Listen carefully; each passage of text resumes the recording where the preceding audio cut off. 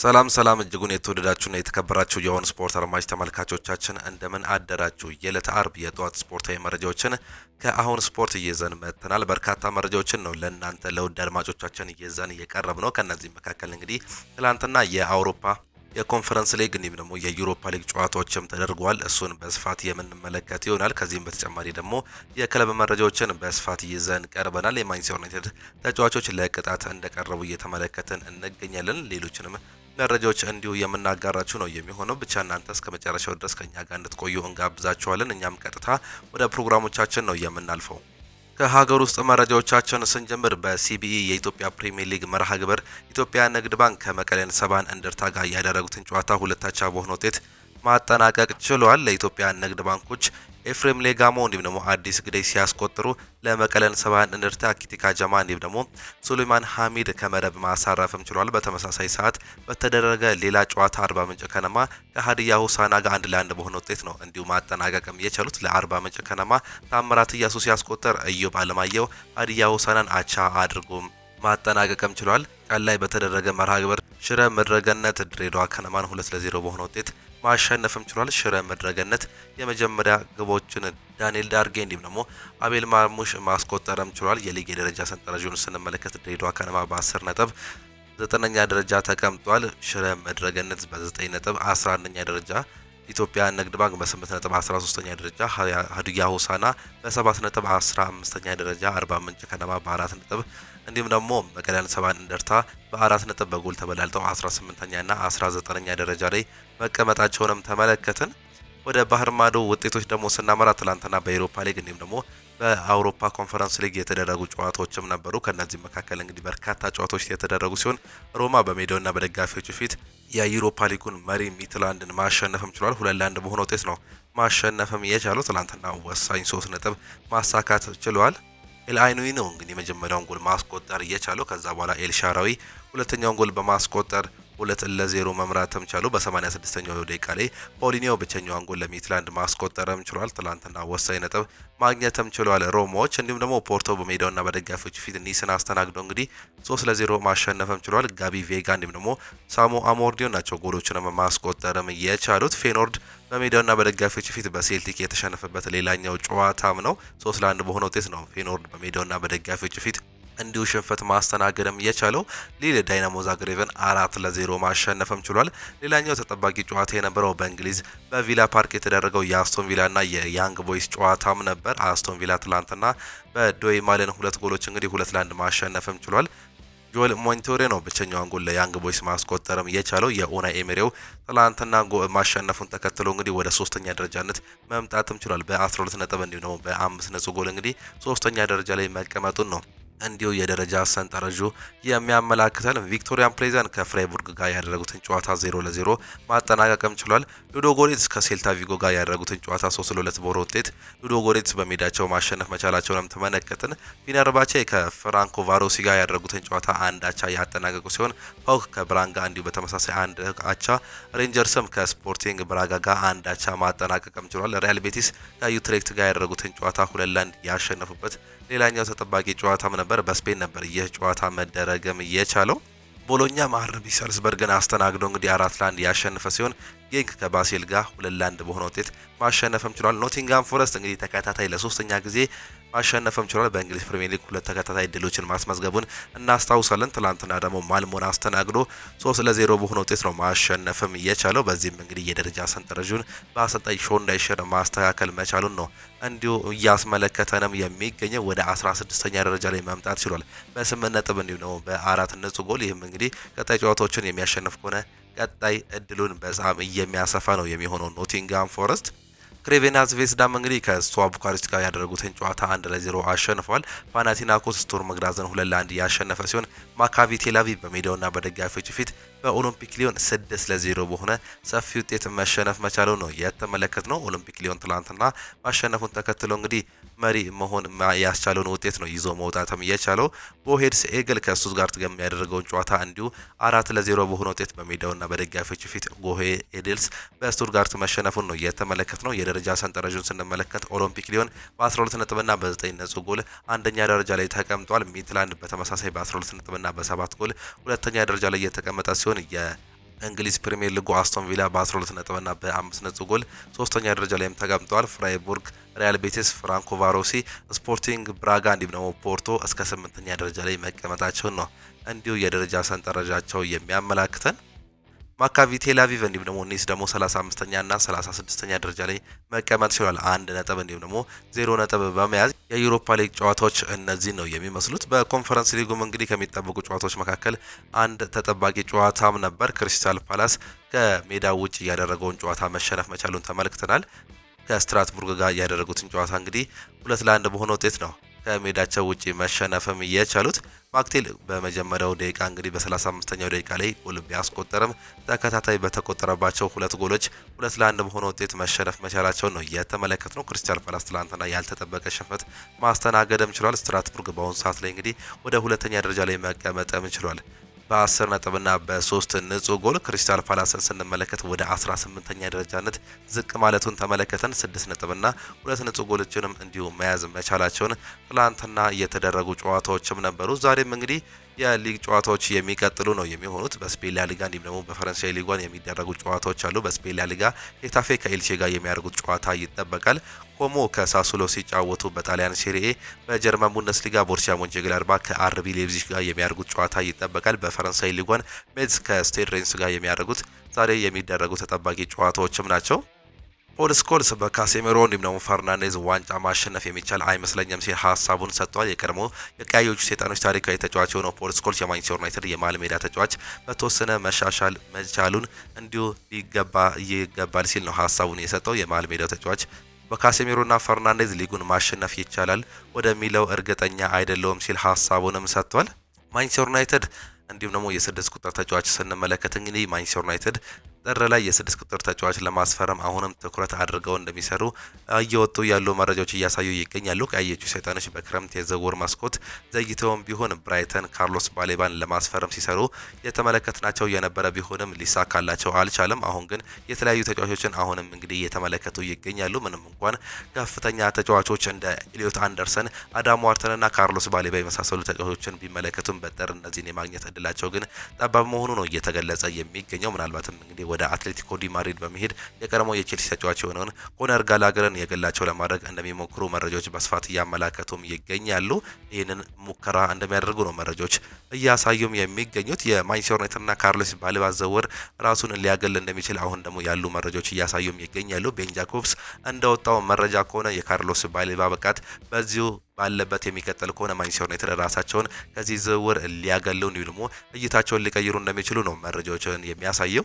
የዩናይትድ ሰዎች ከብራይተን የሚጠበቀው ዋጋ በላይ አይገቡም በሚለው ላይ ያጤኑበታል። በተጨማሪም ብራይተኖች ሪካርድ የሆነ ዋጋ ይፈልጋሉ። በዚህም ደካማ ብቃቱን የሚጠይቀው ከሆነ የተጫዋች እንግዲህ ምናልባትም ወደ ማንቸስተር ዩናይትድ የሚሄድ እልሙ እንግዲህ ሊጨናገፍ እንደሚችል መረጃዎች በስፋትም ያመላክታሉ።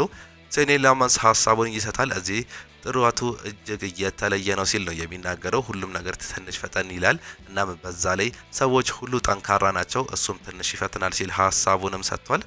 ስለሆነም በመጀመሪያዎቹ 2 ሳምንታት ያንን መልመድ አስፈልጎኝም ነበር። አጀማመሬን አዎንታዊ የሆነው ለዚያ ይመስለኛል ሲልም ይናገራል። የመጀመሪያዎቹን 2 የልምምድ ሳምንታት ደረጃዬን ከአጋሮች ጋር እኩል ለማድረግ ተጠንቅቅ ያለው ሲልም ይናገራል። ከዛ ጨዋታዎችን ስጀምር ለኔ ጥሩ ሆነውልኛል ሲል ነው የራሱንም ሀሳብ መስጠትም የቻለው።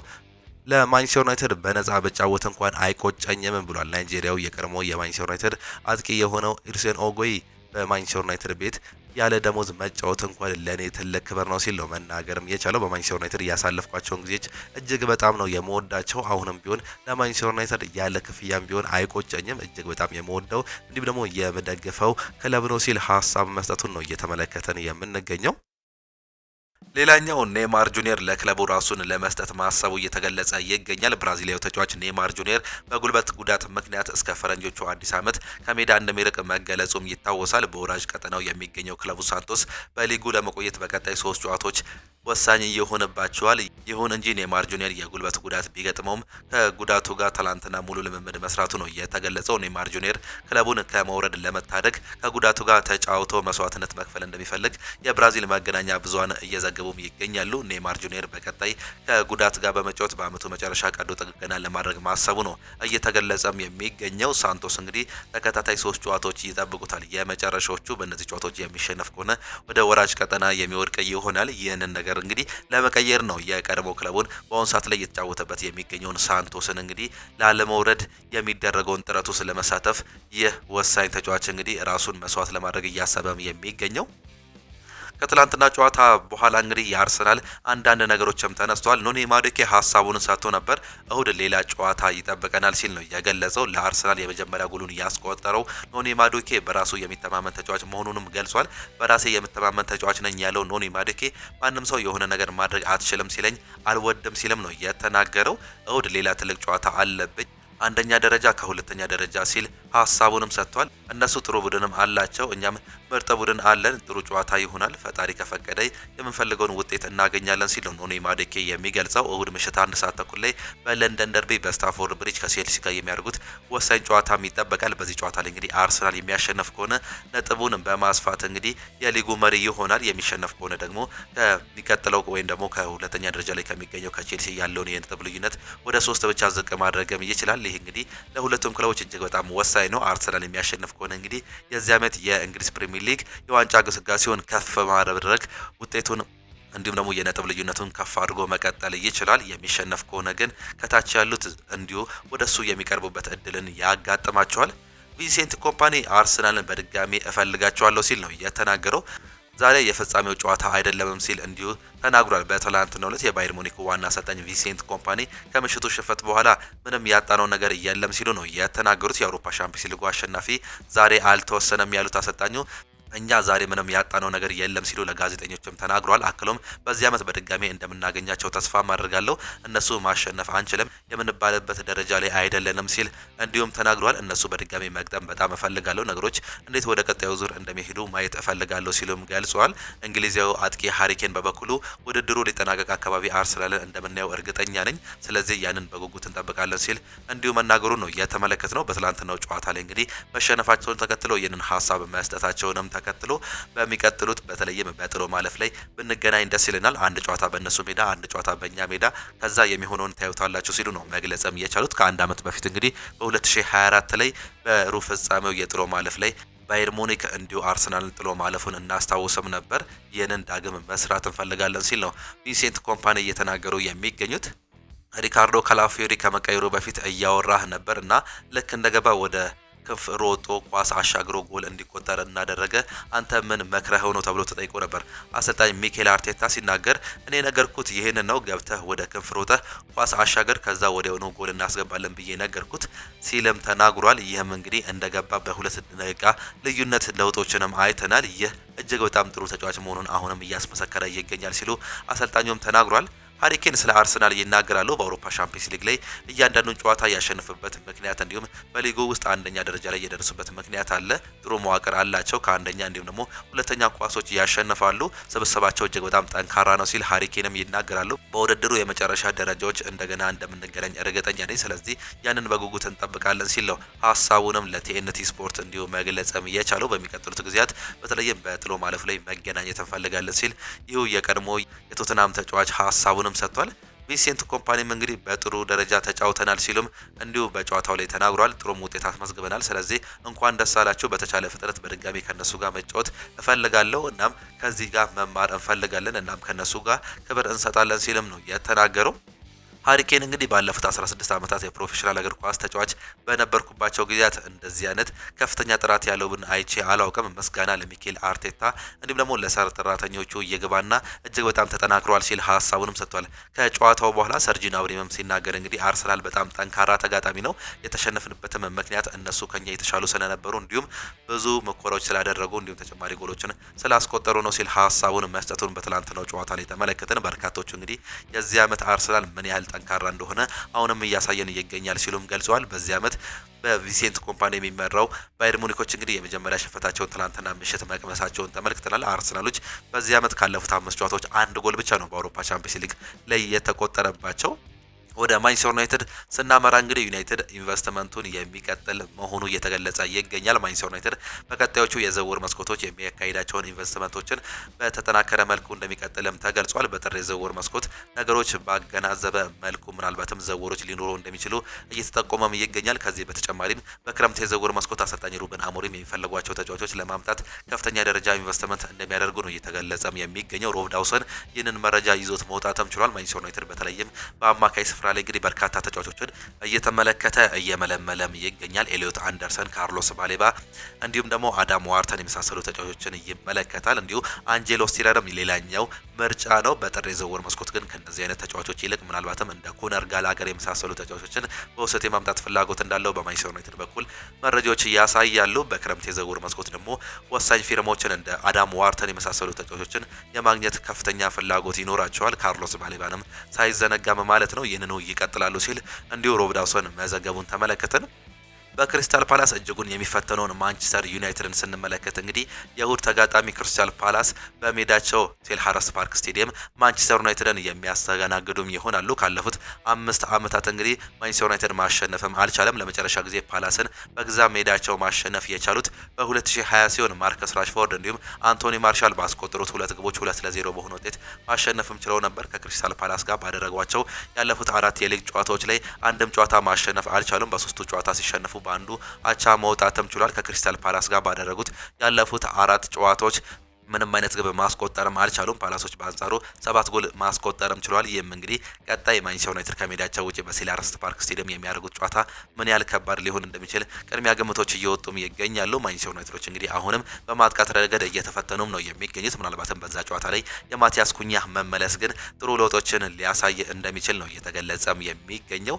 በዚህም እንግዲህ በተለይም ክሪስታል ፓላስ በተመሳሳይ በ3-4-3 አሰላለፍ የመጫወት አቅም ካለው ምናልባትም ማንቸስተር ዩናይትዶች እጅግ በጣም ሊፈተኑ ይችላሉ። ክሪስታል ፓላስ በመልሶ ማጥቃት የሚያገኟቸውን ኳሶች እንግዲህ በነ ዣን ፊሊፔ ማቴታ የመሳሰሉ ተጫዋቾች ጎል ያስቆጥራሉ። ይህም እንግዲህ ለማንቸስተር ዩናይትድ ፈታኝ ሊሆን እንደሚችል ነው እየተገለጸም የሚገኘው። በፍጹም መከላከል ብሎ ብሎክ የሚጫወት ክለብ መሆኑን ተከትሎ ምናልባት ማንቸስተር ዩናይትድ አሁንም ዳግም ሊፈተንም ይችላል። በተለይም ማንቸስተር ዩናይትድ በዚህ ዓመት ካየናቸው አንዳንድ ስታቲክሶች መሰረት እንግዲህ ማንቸስተር ዩናይትድ ጥሩ በሚጫወትባቸው ጨዋታዎች ላይ ነጥብ ይዞ መውጣት ይቸገራል። በተቃራኒው ደግሞ ጥሩ በማይጫወትባቸው ጨዋታዎች ወይም ደግሞ በሎ ብሎክ በሚጫወትባቸው ጨዋታዎች ላይ ግን ነጥብ ይዞ መውጣትም ይችላል። በዛ ጨዋታ ግን ተቃራኒ የሚሆን ሲሆን ይህንንም እንግዲህ ምናልባት ሊፈተን እንደሚችል ነው መረጃዎች በስፋትም የሚያመላክቱት።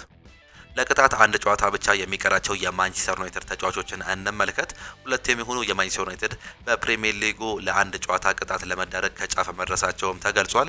እነዚህ ሁለቱ ተጫዋቾች ብራዚሊያዊ ካርሎስ ካሴሚሮ እንዲሁም የመስመር ተመላላሹ ፓትሪክ ዶርጉም ናቸው። ሁለቱ ተጫዋቾች በቀጣይ በሊጉ አንድ የማስጠንቀቂያ ካርድ የሚመለከቱ ከሆነ በይፋ የአንድ ጨዋታ ቅጣት የሚጣልባቸውም ይሆናል። በሚቀጥለው የክሪስታል ፓላስ ጨዋታ ላይ ቢጫ ካርድ የሚመለከቱ ከሆነ ቀጣይ ጨዋታቸው ማለትም የ14ኛ ሳምንት ጨዋታ ላይ እንግዲህ እንደማይገኙ ነው የሚረጋገጠው። ይህም እንግዲህ ማንቸስተር ዩናይትድን ምናልባትም ሊጎዳ ይችላል። በተለይም የካርሎስ ካሴሚሮ ቅጣት የሚዳረግ ከሆነ እንግዲህ የተጫዋች በአማካይ ቦታ ላይ ምን ያህል አስፈላጊ እንደሆነ በዚህ ዓመት አሳይቷል። የፓትሪክ ዶርጉ እንዲሁ ተቀያሪ ተጫዋች ቢኖረውም እንግዲህ በዛ ቦታ ላይ ጠቃሚ ተጫዋች የሚባልም ተጫዋች ነው። በተለይም ብራዚላዊ ካርሎስ ካሴሚሮ ግን ማንቸስተር ዩናይትድን በዚህ ዓመት የጠቀመባቸው ጨዋታዎች በርካታቸው ናቸው። በዚህም የማኑኤል ኡጋርቴ ተቀይሮ መግባት ማንቸስተር ዩናይትድን ምን ያህል እየጎዳው እንደሆነ ከዚህ በፊት ተመልክተናል። ይህም እንግዲህ ሌላኛው አሳሳቢ የማንቸስተር ዩናይትድ ነገር ሊሆን እንደሚችል ነው የሚነሳው። ወደ ሊቨርፑል መረጃዎቻችን ስናመራ ደግሞ አሰልጣኝ አርኔ ስሎት መፍትሄው እውነታውን መጋፈጥ ብቻ ነው ሲሉም ይናገራሉ። የሊቨርፑል ዋና አሰልጣኝ አርኔ ስሎት ከምሽቱን ሽንፈት በኋላ ሞራልና ስሜት የለም፣ በዚህ በጣም ያበሳጫል በማለትም ተናግሯል። አሰልጣኙ አክለውም አሁን ያለው ብቸኛ መፍትሄ እውነታውን መጋፈጥ ነው ሲሉም ተናግሯል። 1-0 ከተመራም በኋላ ያሳዩት ምላሽ በጥሩ መልኩ የሚታይ ነው። የመጀመሪያው አጋማሽ እስከሚጠናቀቅ ጥሩ ተጫውተናል ሲሉም ይገልጻሉ። የቡድኑ ተጫዋቾች ከርትስ ጆንስ በበኩሉ በአስከፊ ሁኔታ ውስጥ ነን፣ ሁኔታውን መለወጥ አለብን ሲሉ መናገሩ ነው የተመለከት ነው። እንዲሁ አሰልጣኝ አርነ ስሎት የገለጹት ሌላኛው ነገር እንግዲህ ከስራ መባረር አያስጨነቀኝም ሲሉም ተናግሯል። ስራዬን ለማጣት አያስጨነቀኝም፣ አሁን ትኩረቴ በሌሎች ጉዳይ ላይ ነው ሲሉ አሰልጣኙ መናገራቸውንም ተመለከተን። አክሎም የግለሰብ ስህተት ላይ የምናተኩሩበት ጊዜ ላይ አይደለንም። ሁሉም ሰው የተሻለ ማድረግ አለበት፣ ሁሉም ሰው እኔን ጨምሮም ሲሉ እንዲሁ በትላንትናው ጨዋታ ላይ በተግጻጸም ተናግሯል። ስቴቨን ጄራርድም ሀሳቡን ይሰጣል። ሊቨርፑል ቀውስ ውስጥ አልገባም ሲልም ነው የሚናገረው። የቀድሞ የሊቨርፑል ታሪካዊ ተጫዋች ስቴቨን ጄራርድ ሊቨርፑል አሁን ላይ ቀውስ ደረጃ ላይ አልደረሰም ሲል ይናገራል። ይሄ ቡድን ከ4 ወራት በፊት ሊጉን አሸንፏል ያለው ጄራርድ አሁን በሊጉ እየተፈጠረ ያለው ነገር ቀውስ አይደለም ሲልም ይናገራል። ሰበብ አይደለም፣ ነገር ግን ሁኔታውን ለመግለጽ ቀውስ የሚለው ቃል አልጠቀመም። ቀውስ ለማለት አመታት ያስፈልጓል ሲል ነው እንዲሁ ስቴቨን ጄራርድ የሚናገረው። ሊቨርፑል እዛ ደረጃ ላይ አልደረሰም፣ ምርጥ ተጫዋቾች አሉት፣ ከዚህ በፊት ሊጉን ያሸነፉ ተጫዋቾች ይገኛሉ ሲል ነው ሀሳቡን የገለጸው። አያይዞም ቡድኑ ችግር ላይ ነው ያለ ሲሆን አሰልጣኙ በፍጥነት መፍትሄ መፈለግ አለበት፣ ካልሆነ ይቀጥላል ሲል እንዲሁ መናገሩን ነው የተመለከት ነው።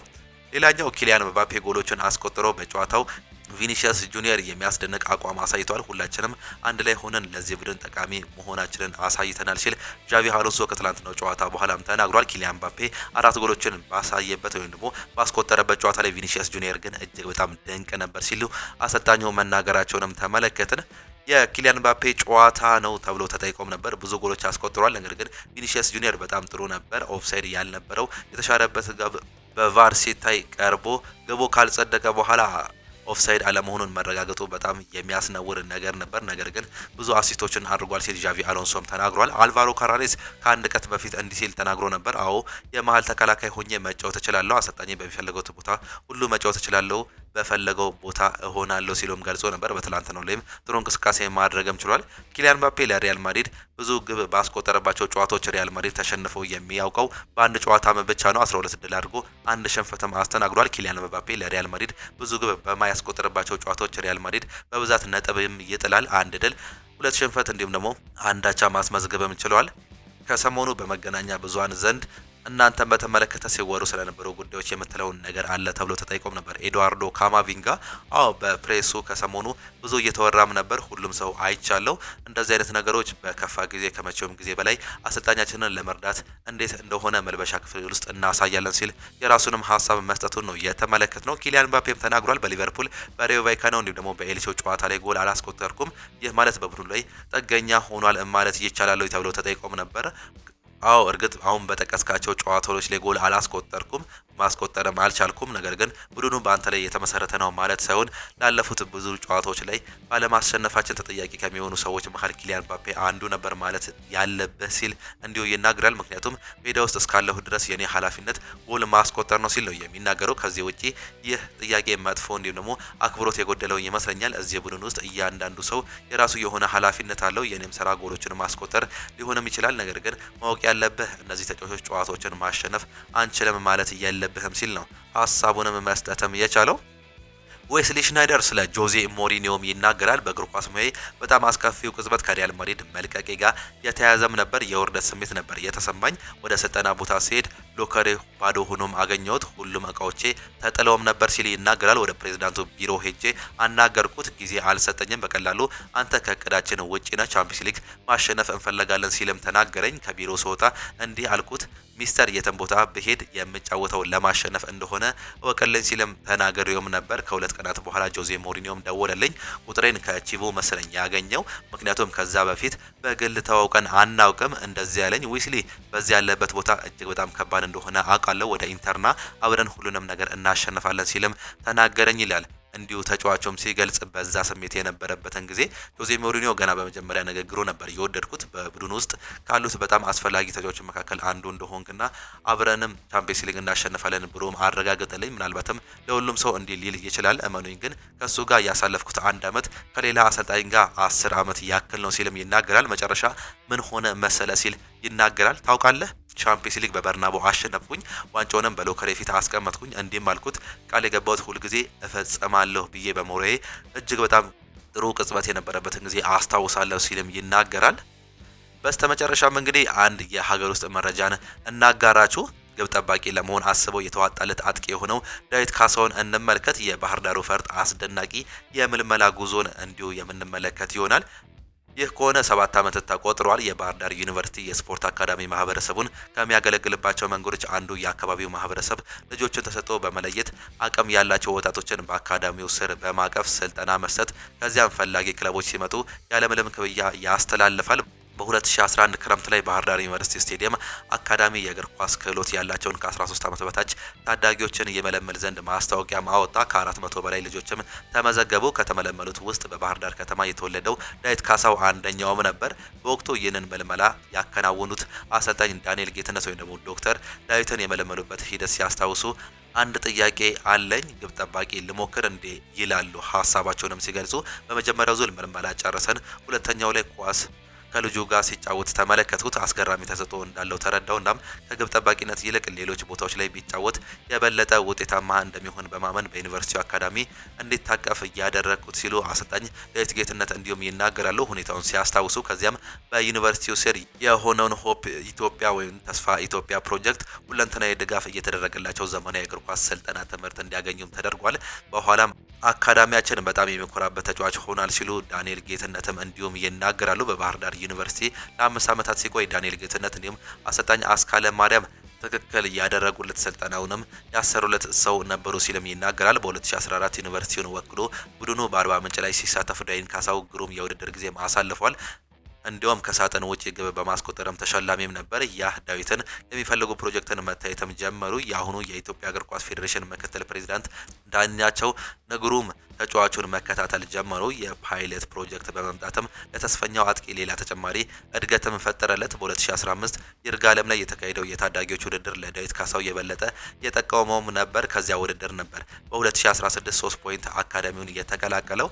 ወጣቱ አጥቂ መቀመጫውን በካፍ አካዳሚ ባደረገው 3 ፓይለት አካዳሚ ስልጠናውን እየተከታተለም ይገኛል። አሁን በኢትዮጵያ ወጣት ብሔራዊ ቡድን ውስጥ አስደናቂ ብቃቱን እያሳየ የሚገኘው ዳዊት ካሳው በሴካፋ ከ17 ዓመት በታች ሻምፒዮና 7 ጎሎችን እንዲሁም ደግሞ 1 አሲስቶችን ማስቆጠርም ችሏል። ብዙ የሚያለመው ይህ ወጣት ህልሙን ለመኖርም ጀምሯል። ገና ከወዲሁ ብዙ ግብ ማስቆጠርም የቻለም ተጫዋች ነው። በሚቀጥሉት በኢትዮጵያ ፕሪሚየር ሊግ ክለቦችም እንግዲህ በቅርቡ እንደምንመለከተው ተስፋ እናደርጋለን ሲል ጋዜጠኛው እንዲሁ ጽፎታል።